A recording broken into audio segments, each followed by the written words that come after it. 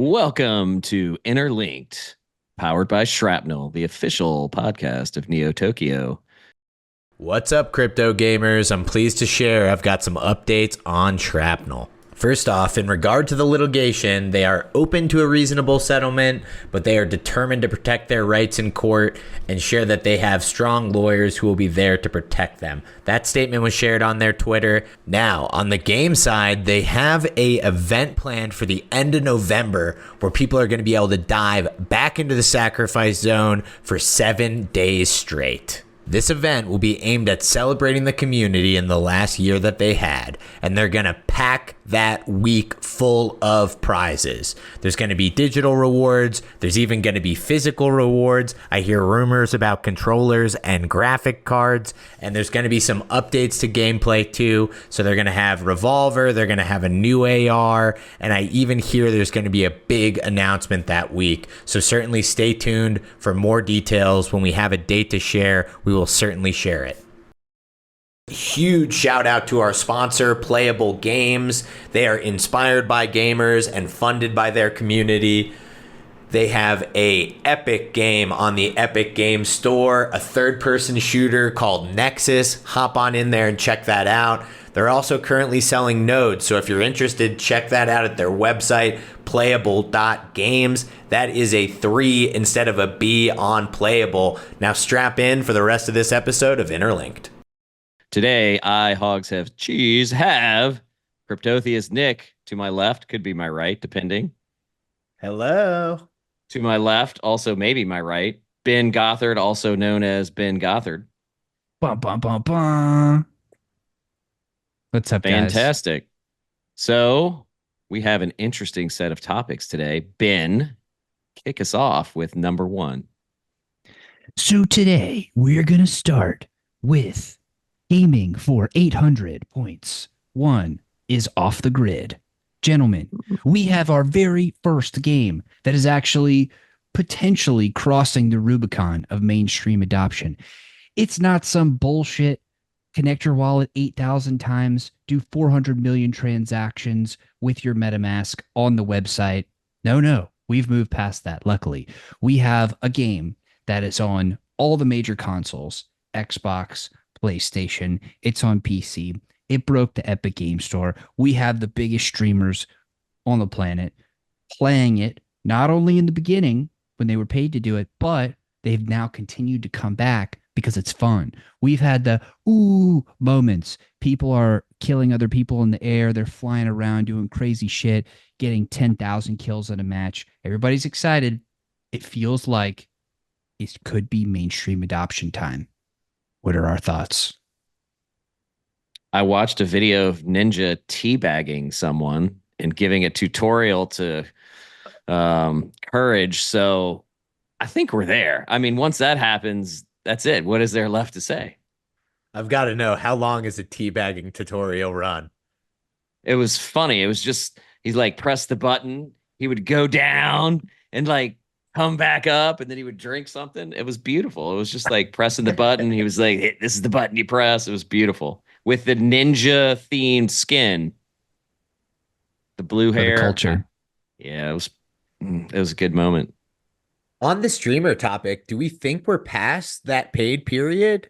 Like, how many days do you, because I've heard, I can't verify this, but I heard they all got sent 4090s so that they could run it with high frames.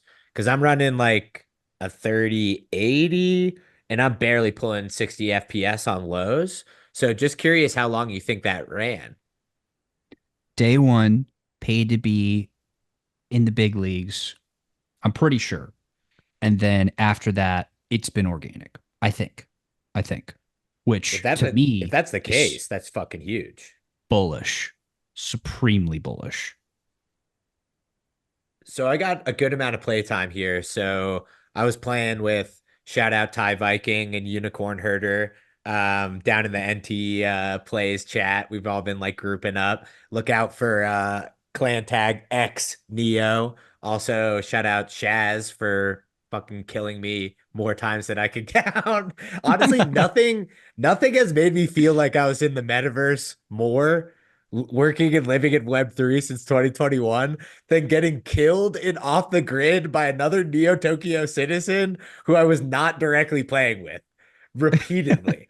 I was like, oh my God. I'm like, we're fucking everywhere. So shout out to Shaz. I mean, he was absolutely dominating, and Ty Viking for carrying me to a bunch of hex extractions and some top three placements. But I mean, it's legitimately fun. It's also I twisted my brother's arm into playing Dead Drop. He had fun playing it, but this is the first time in the last couple years that I've had Web 2 buddies texting me about Off the Grid, texting me about a Web 3 game. And some of them I feel like don't even realize it's a Web 3 game, which is magnifique. That's the magic sauce.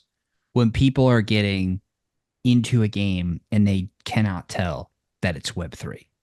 That means we've made it. What's the interaction with Web3 yet? I mean, they don't have a token yet, right?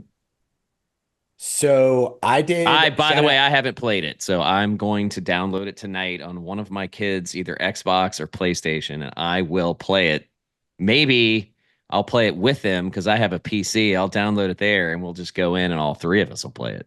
So no crossplay, unfortunately, to my knowledge. Rip. Okay. Yeah, I'm assuming that's hashtag 2 weeks TM. Um, they do have it on PlayStation. Okay. That's easy to download. You can just search it right in the menu. Xbox is a little bit more complicated. Shout out Stash. He's got a lot of good off the grid like tutorial content on like the Web3 part of the ecosystem, which I'll touch on, Jared, as well as like how you get it on Xbox, because you need to be like part of like an early pioneer testing thing, which is a few clicks away, but there's limited amount of slots. So easiest way to do it right now is either PlayStation or Epic. That is like, to not paint an overly rosy picture. My one critique is when you pay for OTG Pro, which is essentially like boosts your guns earning and has a slew of other benefits. I think makes you eligible for the battle pass. I'm going from memory here, so not totally sure. But you can't have multiple platforms on that. So there's no way to like combine your accounts. So it was like paying $11 a month on Epic and paying $11 a month on PS5, which is hilarious because I've spent more than $11 on gas today, but somehow that like stopped me. I was like, $11, like Clutches pearls. yeah, exactly. That's the cost and the value. Like, what's the value? Because you could access any video game for free pretty much. And the one you pay, it's like, oh, it better be really good and have to have a reason for it. But on your primary system, I mean, it makes good sense. It does, like, if you're trying to grind guns, it makes a big difference. You earn a lot more. But from my understanding, and again, I would check Stash's content to make sure that this is verified. When we move from testnet to mainnet, the guns, which is the in-game token, which will also be the cryptocurrency, will be reset. But all of your items, which are NFTs, you'll keep.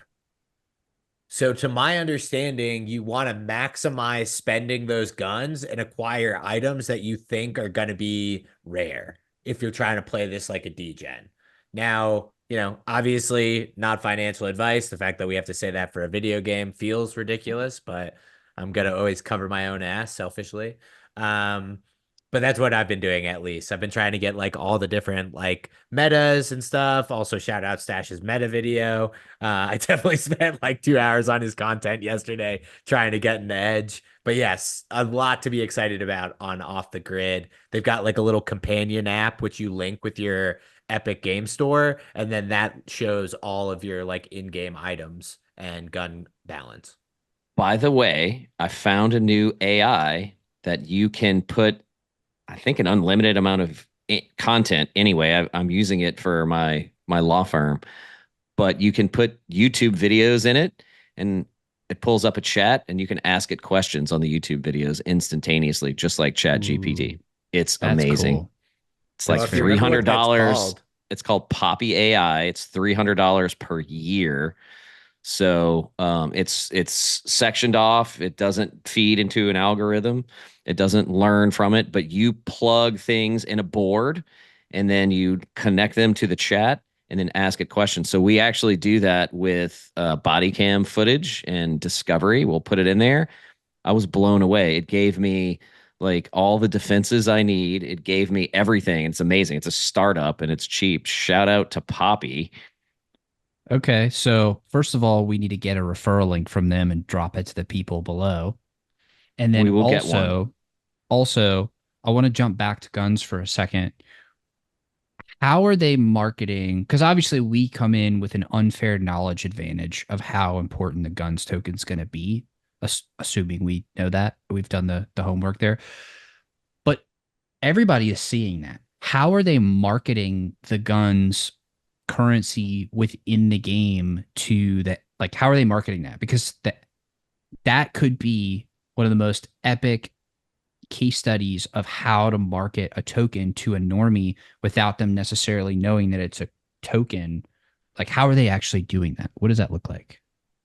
So could not be lighter. I don't even know if they're like directly, there's no indication that it's a Web3 game, like when you boot it up, which is sort of the move. So I think people are being like just sold on the fact like, hey, you actually own these items and this is the in-game currency as like things stand.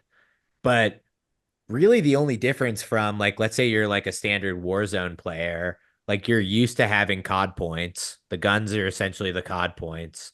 The only big difference that you would notice, it really has nothing to do with Web3, although it will tie in eventually when it goes to mainnet, is instead of leveling up your XP to earn guns, and now I'm saying guns with an S is in your, I'm going to switch to firearms just so that everyone's not confused. Oh, yeah. So, in order to like get your in-game firearms and attachments, you need to get those out through hexes.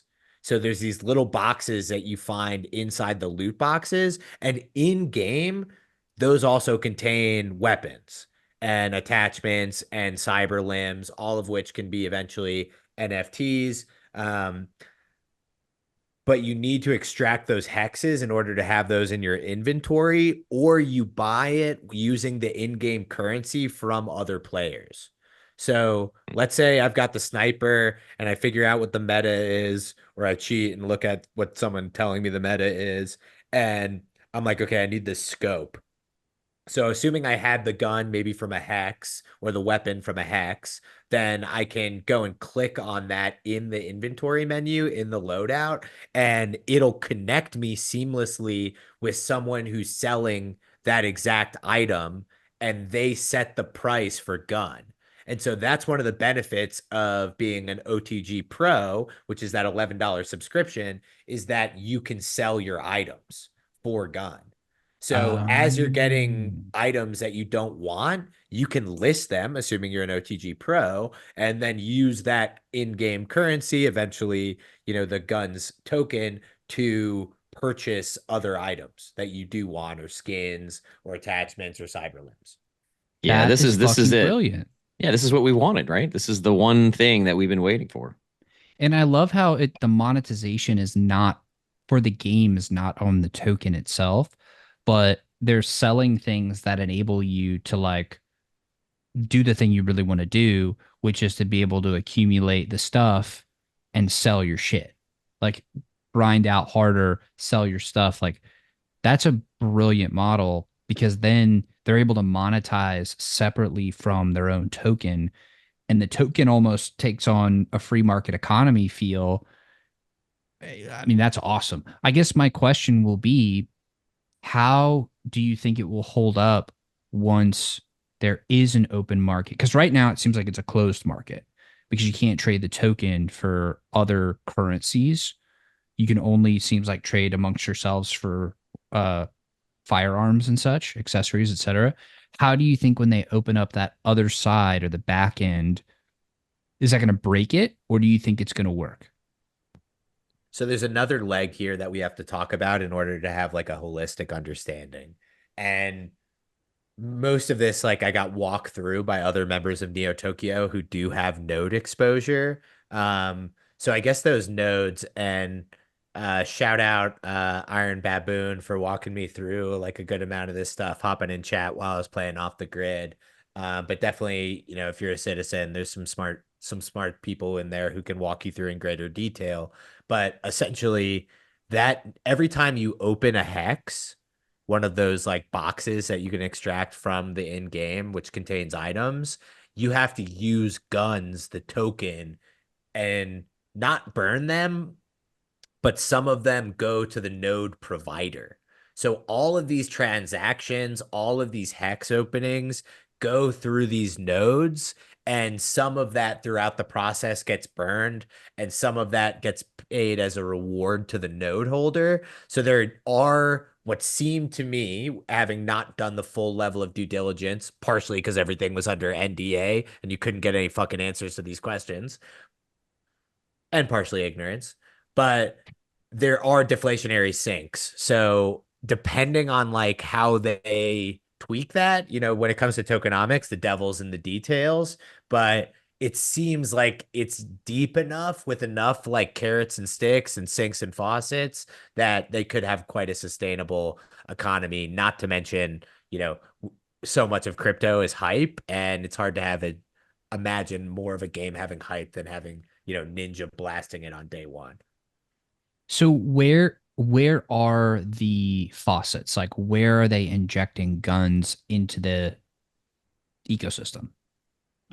So you can earn guns in a couple different ways. So well, I guess first off, if you're just a regular player, you earn at a reduced rate. Or I guess we can call that the flat rate. So that's whatever. 1x is you're just a regular player.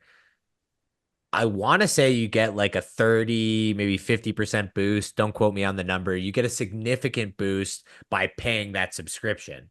So if they use that subscription for buy and burn, which I don't know that they're going to do, there is like a revenue model there, right, on that face.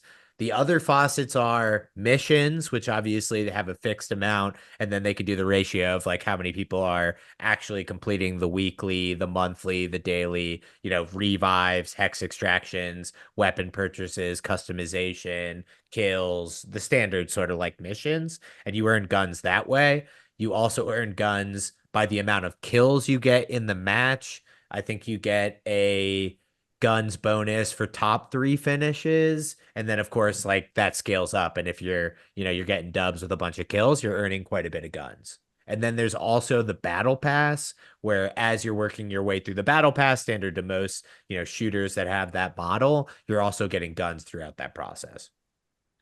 So I guess the math that they're doing is all of these things that are coming in, that is inflation, and all of the people who are competing basically to eat a larger percentage of that total inflationary flood coming in.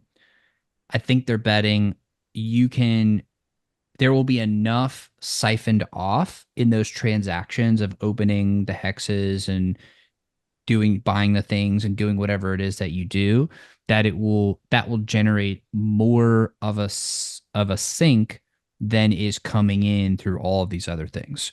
But I think one of the things that I would love to see is like, what are the stats on that? Like how many people are actually doing all of those things? Is that enough to make the like, is that going to balance out, or is it going to be more deflationary or more inflationary? Because that seems like it's going to be a very important piece to the puzzle. Yeah, and what kind of controls do they have to adjust that? Mostly how much actually comes out in a day is probably the best spot to adjust that. Maybe raise missions, lower missions, or maybe fewer for kills, or maybe give them more for kills if more people are doing the missions. That's a fine balance between doing that and attracting people to come in and, tweaking it to sustain it. I mean, we've seen that happen with Axie is a great example of that. Everything worked while new people were coming in. And as soon as that stopped and went like one step lower where, ooh, one less person today didn't come in, then the whole thing unraveled. Obviously it took a while, but, I think that's a delicate balance that hopefully they're ready to handle. And that's the advantage of testnet. I think there's Yeah. a spirited conversation going on on Twitter today. I saw shout out Connor from Xborg, another friend of the pod. He was raising, hey, why is this token? Why hasn't the token been launched? This is sort of the maximum amount of hype. Connor, if I'm misrepresenting your opinion there, my apologies, but that's how I understood it from the tweet. And then people were coming in back and forth. I tend to land on when you're scaling this quickly, while you might be at the maximum amount of hype, all of these carrots and sticks and faucets and sinks, no matter how many hundreds of hours you log in machinations or some other Monte Carlo simulator or early access, like you don't know if this dog's going to hunt until you get it in the swamp. And it's nice to be able to have testnet. That was a little shout out for the New Orleans co-host that I'm bringing in the swamp. Yes, Let's go. I felt it deep in my heart, by the way. Thank you. Dude, this is what happens when Joe puts me in as the Channing Tatum Gambit character. Now I'm feeling it deep, deep in my soul. I'm going to be calling Lady Sherry from now on. I'm also calculating because they did in a way give an indication of how you can value guns on testnet, because the only sort of connection that I noticed between real US dollars and testnet guns is that in order to pay for OTG Pro, it costs $12, but you can use 999 gun in order to renew for the next month, which, based on my calculation, back of the envelope, and by that I mean iPhone calculator, that would put gun at 1.2 cents. So now that obviously is testnet. They can tweak that at any time. But with the only sort of factors that we can divide there, that would be, the value of guns theoretically. What would be interesting to see is, do they keep the 11.99 or whatever, or do they just force everybody to use guns to renew that subscription? Because if they tie it directly, you have a 1-to-1. That's not a free market, or at least it's a fucked up mechanism within a free market where you have, your control part and your free market part, and then that gets a little wonky. Maybe that's the experiment they want to run, but yeah, that'll be very interesting to see how that plays out. Yeah, they might do a float, maybe that'll be like once it's out in the market, it'll like change depending on like the value of each day. But it's interesting. I mean, at that current price, to put it in perspective, when you're getting, I think the daily achievements or daily missions are set at like 5 gun. So that would be, 6 cents. I think maybe, if you're really freaking ripping, I'm actually not even good enough to comment. I'm just getting a couple gun a game. But like in the first battle pass, I think you get like 50 gun. The monthly achievements are like 50 gun. So that's like 50 cents. So they're certainly like testing it out to be relatively low amounts. I do know that the other advantage of OTG Pro that they listed is that they're going to be having some big tournaments. And that is one of the areas where a lot of the sweats are speculating that, hey, the real opportunity to make some money here is to be a top OTG player and duke it out in these big tournaments, which I certainly look forward to watching. Yeah, Totally. Ninja's gotten taken out by a few guys that I think are going to be some sweats. I think that's going to be an interesting, see what clan, comes in and is like, we're taking this game over and we're going to get all the guns when we have the tournaments. That's exciting. X Neo, baby. By the way, Let's I go. played in a Neo Tokyo tournament for Fortnite with Lack of Vegetables, and I forgot the other two guys that played. And the competitors hired professional Fortnite players to play us, and it was the funniest, most hilarious thing you've ever seen. We were like in the middle of bubbles, and we had like pro players just destroying us. We died within 15 seconds, basically, of every game. The last game, we landed in like the farthest spot we could, and we're just like slowly walking in, and we hit like top 20 because we didn't see anybody, and then we immediately got destroyed. It was horrible. Do you guys remember the EV.io tournament that we did years ago? No. I guess I do kind of remember that. I did play a good amount of EV.io. I thought they had a cool model. It was super fun. and the tournament was incredibly fun. And I remember myself and a couple of citizens, we get in there and they show us the brackets, and we realize that game one we're going against like one of the leading Valorant players of North America. So we get in and literally we end the match, and I forget it was, I think it was time based because it was like, it was 3v3. So their kills were like 50 and 1, 49 and 2, 70 0. And we started cheering when we killed them the two or three times that we did. That was that was one of the happiest moments in my life. We actually got a kill on those guys. But we were like walking around trying to like do the controls the right way, and they're like flying through the air. We don't even know how they do that, and like no scope headshotting us every time. It was the craziest thing. It was hilarious. By the way, did you hear about the issue with the .io domain? No. Oh, I So, saw something in PRP chat, but no, what are you so referencing? the British Indian Ocean Territory, which is that's the .io, because all the different, the ending is basically countries. They're handing over the territory. The UK controls it, and people are wondering, well, what does that have to do, or what's going to happen to the .io since the UK is not in control of it anymore? And I think Mauritius is the company that, or the country that's going to be handling it. And I guess they have to negotiate what's going to happen with the .io, which is, I mean, that's to me a big deal. But apparently, when the UK no longer has control over it, technically it's a brand new name. It's not going to be the Indian Ocean anymore. It's going to go. It could go away. I'm sure it's probably like Y2K. They'll figure something out. There'll be a deal because I mean, all these people paid money for it. But uh, that's an interesting sort of situation that popped up like just a few days ago. That's crazy. Well, Yeah. speaking of that, I think this is probably, unless you guys have any final thoughts on the off the grid stuff, probably a good time to move into our legal corner. Uh, Jared, the SEC has been fighting crypto for a long time. We have some new updates here. Maybe you can just keep us up to date. What's been going on recently with SEC v crypto? Yeah, and to me, I would think that since the election's coming up, and since Kamala was going to speak at the Bitcoin conference with Trump, she didn't. I would think she would have been like Gensler, chill out until I win the election. We'll deal with this later. But obviously, Gensler's got his own idea. So the SEC filed a lawsuit against Cumberland, and that's an unregistered dealer is what they consider it. It's a crypto exchange, saying that same thing that, against Coinbase, against Kraken, it's the same, it's the same fight they've been having.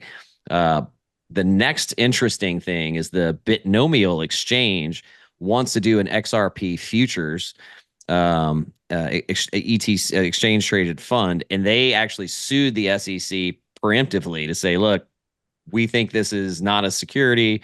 We want to get the legal clarity on it. So we're just going to sue you now because we know we don't want to go through the whole process. Let's just get it done. And I think that is probably the best way to do it with the SEC right now. But Cumberland, is I think they had $2 billion worth of transactions. So it's not like the most, I guess prolific exchange, but it's big enough that the SEC was like, we're going to go after them. Which is interesting. I think they tried to register as a broker dealer in 2019. They apparently have had since then what they called good faith discussions with the SEC for 5 years to try to get this resolved. And, SEC was like, yeah, we're not going to talk about this anymore. We're just going to sue you. So, they released a company letter saying, the SEC's enforcement first approach is stifling innovation. It's, preventing legitimate companies from engaging in digital assets.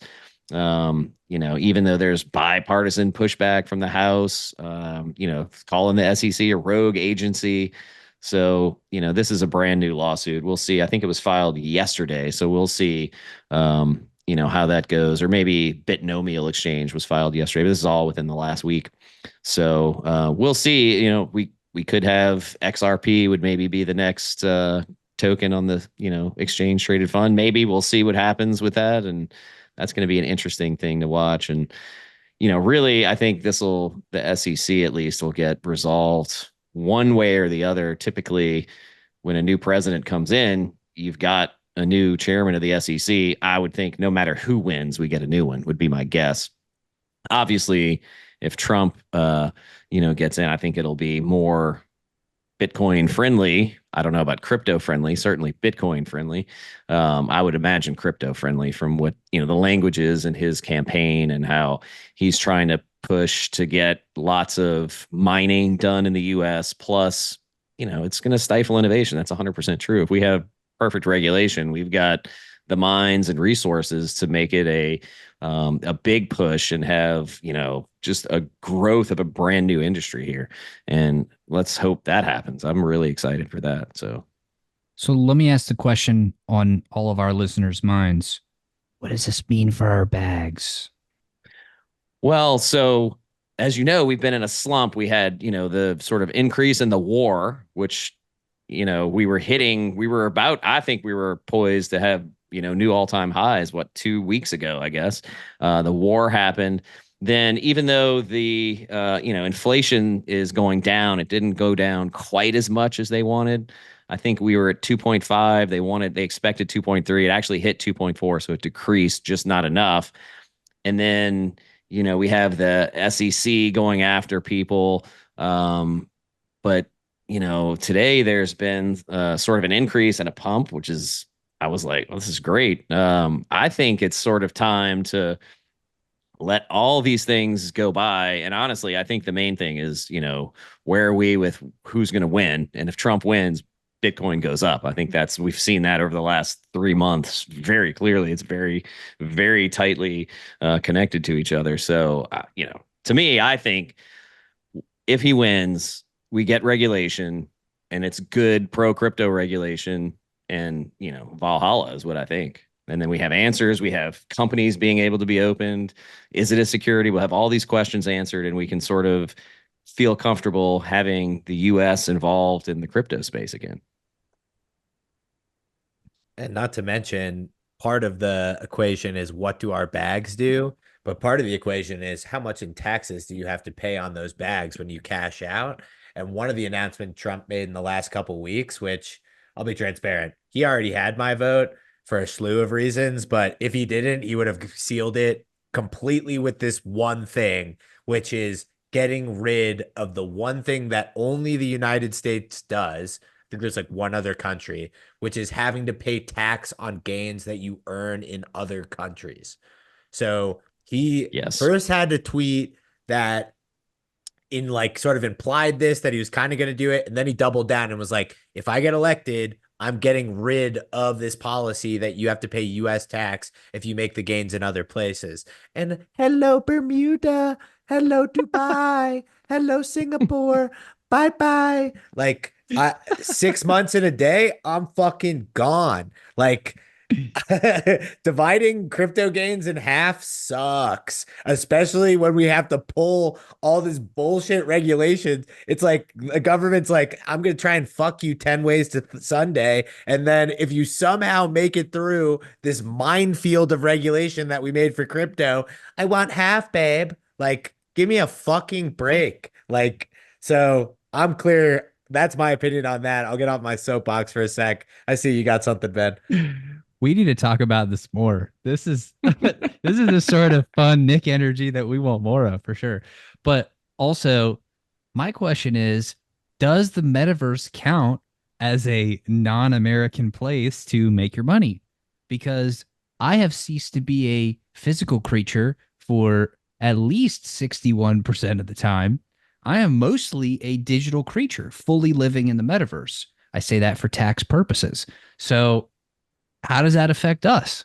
I think we'll just set up a server in Bermuda where we host everything, and sure, it'll be pinged on some other places, AWS or wherever we want that to be. Dude, But the host site is going to be in Bermuda, and that's where it started. That's it. what if you VPN'd to a different place like Portugal or something with no crypto taxes for the entirety of your existence working in crypto and then claimed, actually, as you can see from my IP address, I worked exclusively in this place. I bet you people are going to try that. The Absolutely. Treasury has entered the chat. Um, I, of course, will be following all rules and regulations and will be living and following the law in Bermuda or any other country for over 6 months. And of course, the real reason I will be doing that is quality of life reasons and not to Of get course. outside of the tax man. I'm just Because questioning. that would just be un-American. I mean, come on, I had all of these resources that all the like good tax dollars paid for, like private school and I guess roads. But yeah, that deserves half. That's neither here nor there. Um, Also on this topic, we were talking about XRP. The CEO cut a $1 million crypto check to Kamala Harris, which I am actually excited about. So, to be fair, I made like a bold statement about Trump earlier. As a human being, I think he's a dickhead. So, to be clear, like, I don't think I would be friends with him. But if you got to make me choose between Kamala and him, it's an easy decision as far as president. But that being said, he's been much easier on the crypto policy. But I actually got very, very nervous when we were super tied to Trump, where all the crypto people were supporting Trump.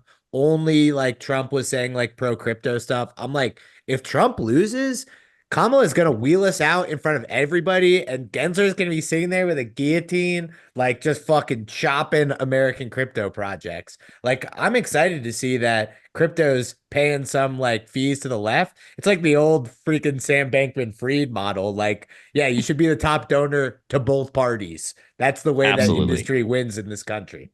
That is a Well, great point. Thank you for bringing that up. Go ahead, Ben. I'm excited for that. oh, I was just going to say that I actually think we see a lot of like old school OG Ethereum DeFi that's kind of pandering to blue team. For example, the moment where we had that announcement where Kamala was like, I think in an offhanded remark of like, and we want blockchain technologies, something or other, and like an offhanded remark after all of the next stuff. Um, the Uniswap guy, Hayden, was like, oh, finally, he went on Twitter being like, oh, finally, we have all this stuff. And so he was kind of praising her for that. But somebody astutely pointed out that he's getting sued by them right now. So it's like he is almost looking for any reason to like, yay, Team Blue, they're on our team, but he's getting shivved in the back at the same time. So I do think we have crypto people that are, excited about her camp.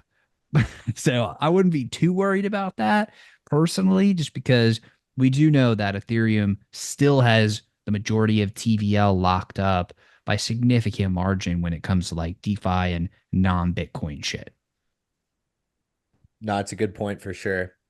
Do we have anything left on this political topic while we still have a couple of listeners still in now that we've made pleasant comments about both parties, which is the real third rail in politics, is trying to have a middle of the road fucking opinion. Yeah, I would just like to bring back the oldie but goodie of revolution and a bunch of new people with new ideas putting together some meritocratic ideals and moving forward from there. I think we should have a meritocracy. I think we should have a believability weighted index. If you don't know what you're talking about, you should still be able to be heard, but we should know that you're full of shit at the same time. Like, I think that's just an obvious one. And then I also think we should have an expiration date on things, or at least a trial period before permanence is added, so that we're not like locked into all this shit. Also, adding more complexity onto already complex systems You're just asking for, you're asking for stupid shit. So I'm whoever makes I'm voting my vote goes to whoever makes things simpler and whoever supports entrepreneurs and business, because that is like our one big thing that keeps America number one is entrepreneurs and business owners and people who are pushing innovation, and we need to keep innovation here. So one more wild radical idea. We're getting taxed every which way out of every side of our ear and face and everywhere. And probably the most brutal one is inflation from money printing. We already know what's going on with infinity money printing. Why don't we just get rid of all the taxes, get rid of the IRS, save all that money, save all that headache, make everybody not fucking hate you, government, and then just print what you want to print. You're going to do it anyways. Just fucking print it. Don't play the game of like, oh, we're going to print this money and it's going to decrease inflation. Like, we can just look back at history and know that all fiat currencies are approaching zero rapidly. We know that. It's fine. That's just the system we have. We've created crypto to potentially solve that system, but we're still going to use fiat for a unit of exchange. Great. Just own it, own up to that truth, and get rid of the other taxes, make everybody's lives not suck from that, and then just print what you want.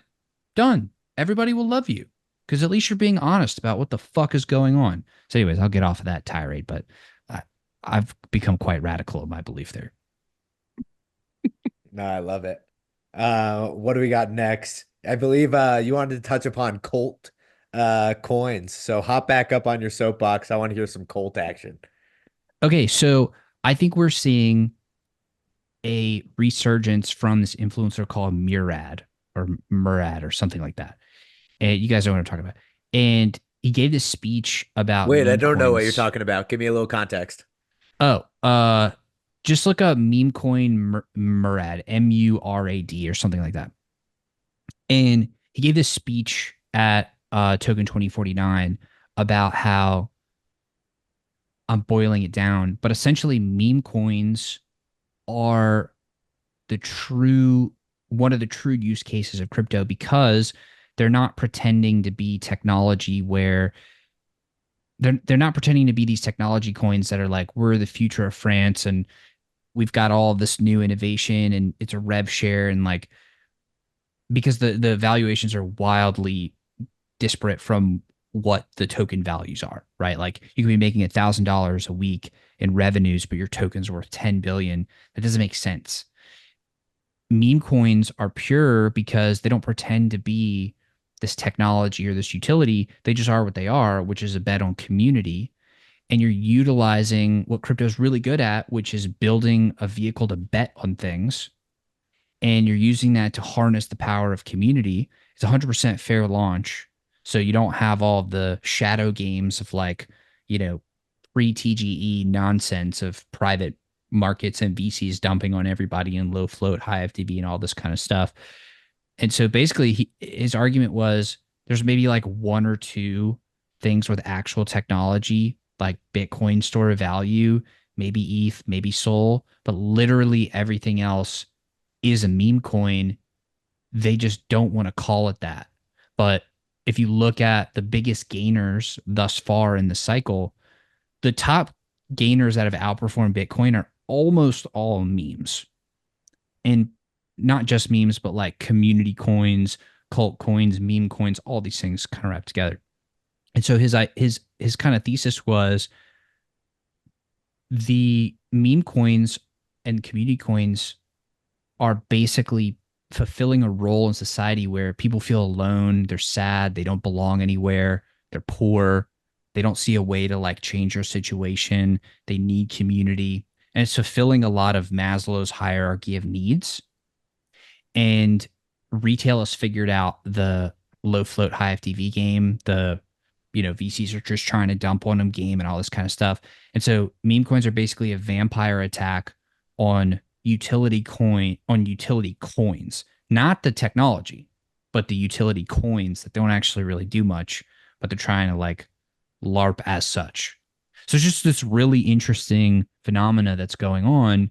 And people are kind of like looking at him like he's the godfather of meme coin picking now, to the point where he gave a few tokens, like a few, and he just ruthlessly shills, which I think is awesome. I think you should openly shill your bags and be very transparent about it instead of trying to hide the fact you do. Those went up. The charts on those are ridiculous. They literally are like parabolas. Like there's one, I'll see if I can find it and share my screen or something, but there's one called Giga. Go look at the chart. It's hilarious. And there's one called XPX 6900. Also, the chart is unbelievably hilarious. Let me just, I wish I could share my screen right now and show you guys Yeah, because Zach it's XBT, I think unbelievable.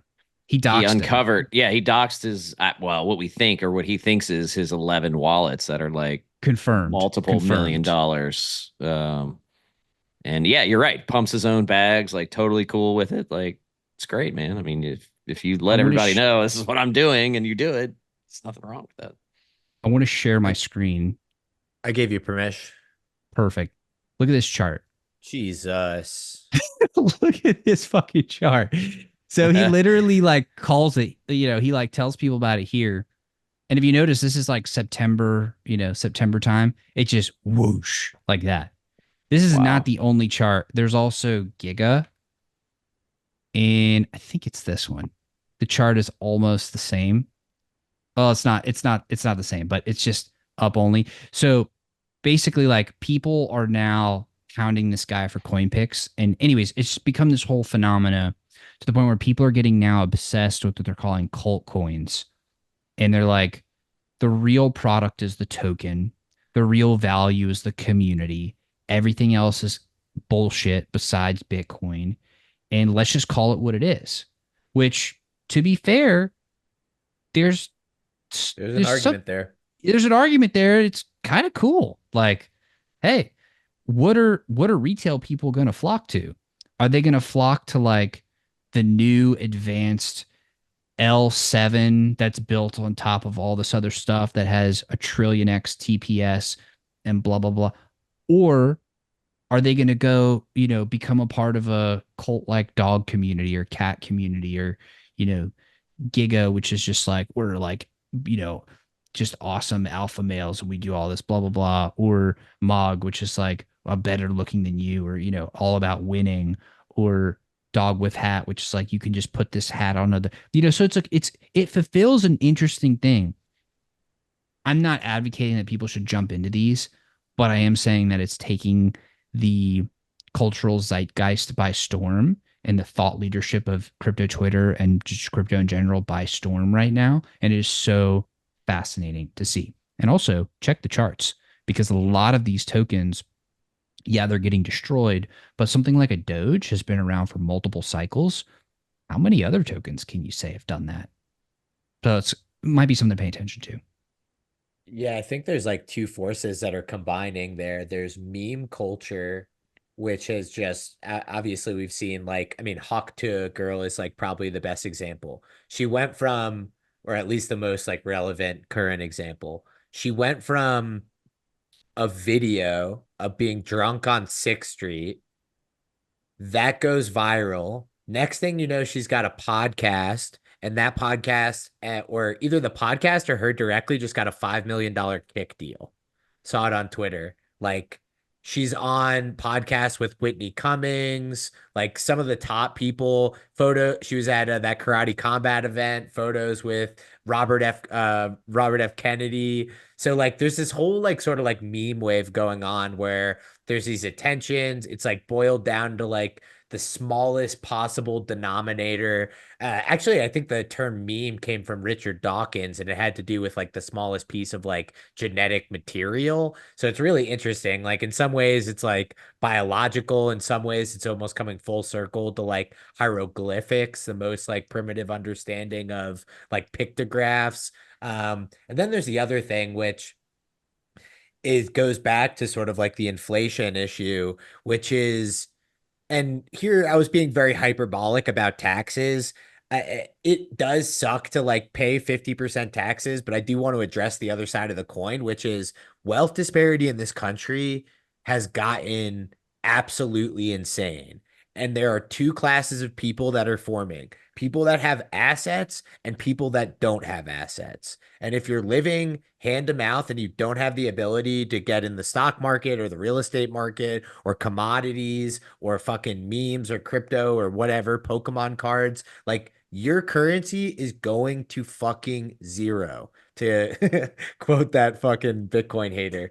Um, and that is a real problem. So like I don't think like taxing is necessarily like the solution, and as being rather like hyperbolic about that, but the feelings behind the tax the rich, make them pay their fair share, like that is a real justified feeling that I think is being manifested in the incorrect way. You really want capital availability, the availability for people in lower economic like circles to be able to have capital to start their own businesses, to have opportunities, to have the proper infrastructure, to not have their water and food fucked so that they can, I mean, if you've got lead in your pipes, your IQ is going to be lower and you're going to be playing with half a freaking deck and you already got a bunch of uphill battles. So I want to bring that up as well. And that's why I think you see memes taking off. It's honestly what is partially fueling crypto. Like the fact that we've now legalized gambling on pretty much every way to Sunday.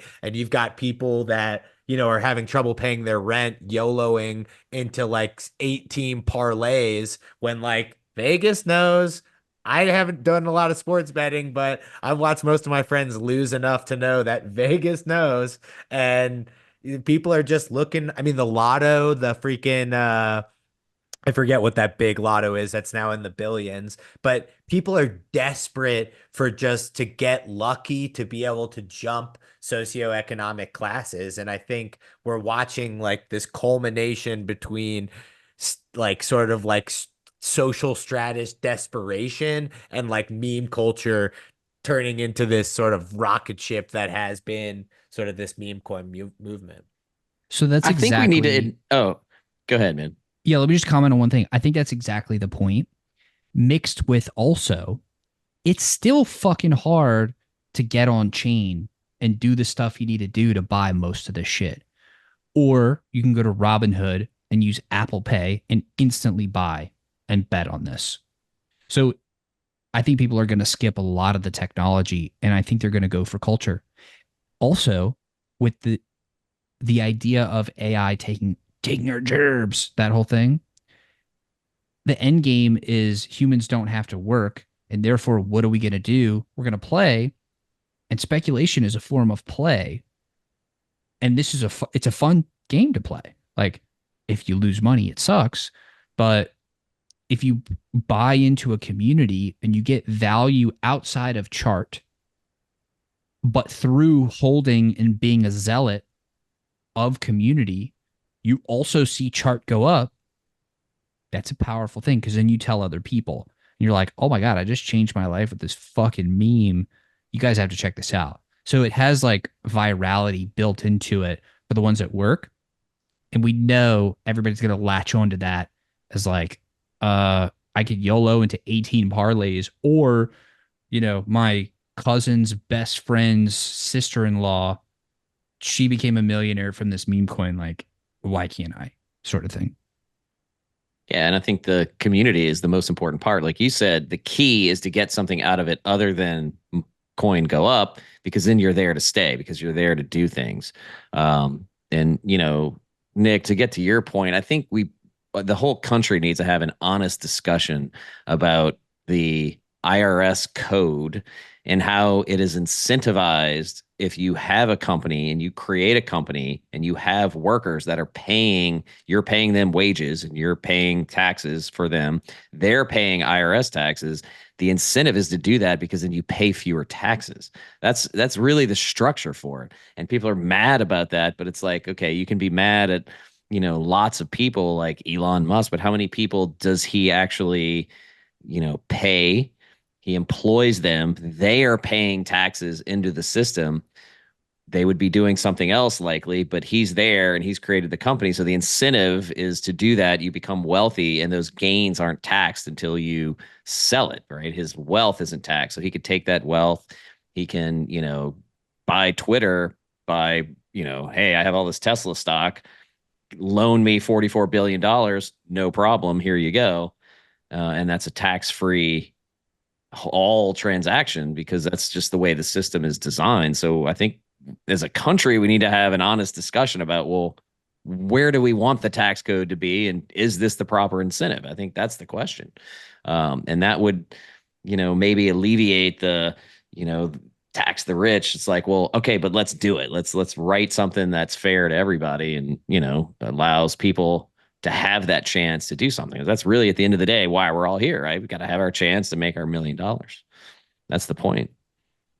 No, it's a great point. And in some ways, like that sort of because it's really just like a facade, a tax facade. Because as you described, like really, the both sides of the political aisle, the left in particular, would be like, hey, we're super tough on taxing the rich, but there's all of these loopholes that you can get out of paying taxes, whether it be businesses or, international or yada, yada, yada. Now, there's never 100% magic bullet, but there's a lot of options. And in a lot of ways, I think it's just a giant distraction so that the poor people don't realize that there's a big fat tax that you can't opt out of. And that's called inflation. And that's a tax on people that don't have assets. And that's how the US economy is running. That's how the US government is able to pile on all this debt. And then people get distracted. Oh, the debt ceiling. I'm like, it's just a number. Like, unless there's another dominant military power, it doesn't matter if that's a trillion or a gajillion or a zillion. Like, yeah, that affects people's morale. But at the end of the day, whatever that number is, we're going to pay back 80% of it in 10 years because that's how much it's going to be worth. So that's the reason why people are able to make fat gains in real estate and all these other assets. So, and to swing all the way back to memes, I think, we've touched upon a lot of these forces that go into it. The other one is biological and evolutionary. It's tribalism. And you can see it from the youngest ages. At my school and schools all over the country, they had, I've heard it called a lot of different things. It's called field day. It's called color wars, all this different stuff. They do it at camp, but they take kids that are all friends with each other or in their regular social dynamics, and then they give them all a t-shirt. And that t-shirt could be red, blue, green, yellow, brown, white, whatever color it is. And those kids will go to the fucking mat to bleed for the victory of blue team, red team. You see it with sports, you see it with politics, you saw it with COVID, you see it in crypto, and you see it in memes. Those tribalism dynamics are deeply hardwired, and it can make you do crazy, crazy things like 100x leverage fucking things like Giga because someone on Twitter said that it's your trip to generational wealth. Also, though, what it does is if the cult is set up right for a token, it forces people with social pressure to not hit the sell button. And so that is oftentimes what can create these ridiculous parabolas like we saw on the chart earlier from SPX, whatever it was, 6,900, which is hilarious, which is if enough people are going to hold. Oh, and this was part of the dude's thesis. He's like, I want to see 6 months of ranging where it goes up and it goes down at least 60 to 80% a couple of times. And he's like, because every time it goes down, if that community passes that test, beats that boss of not dispersing and holding, you know that all of the weak hands are fumbling their bags at the lows to the diamond hands. And you do that enough times for about like 6 months or so, then all you have are diamond handers. And then you have this parabola effect. And if you go and look at the charts of memes, it's actually kind of crazy that it does do that. Like you see it kind of go up and down and up and down and up and down. And then it just, the ones that have made it go the distance. And I think it's because at that point you have zealots and they are not only proselytizing their religion, but they're not fucking selling because it's not about that for them. At least it's not about that at that point. And that makes for a ridiculous amount of potentially up only for a very long period of time, which is very cool and interesting and just a cultural phenomena that I think we haven't really seen at the scale that we are about to see it in this bull run. I think that's a good way to put a nice little exclamation point at the end of the meme topic. Um, do we want to talk about airdrops and then wrap this bitch up? Let's do it. I feel like I've been hogging the mic a bit, so maybe you could take us there. No, no, no. This is the fun. I mean, first off, to the audience, clearly this is a much different episode than we regularly deliver. So hop down in the comment section. If you're a citizen, tag us in the Discord. If this blows, let us know. Smash that dislike button. Send us to hell. If it's sick and you want to see more of this content, let us know. Drop some topics for us that you want us to cover. We're happy to do that. We're hitting all sort of like the top of the mind stuff this week, and we're gonna finish up with airdrops.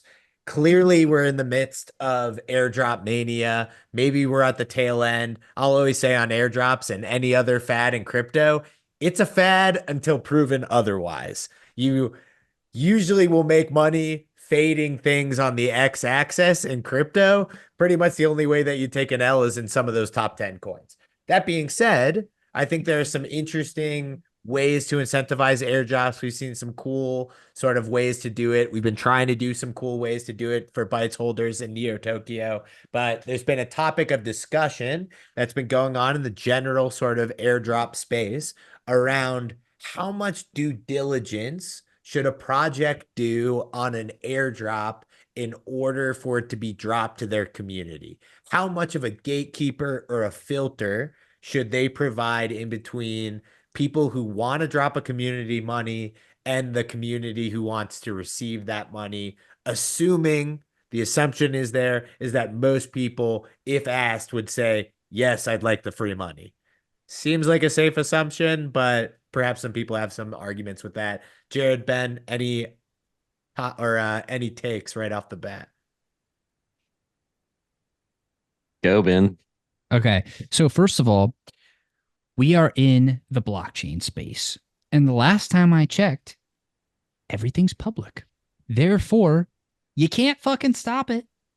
If people want to give you free money and airdrop you, like, what are you going to do? Try to set up a firewall to prevent the money from hitting the tokens from hitting your wallet?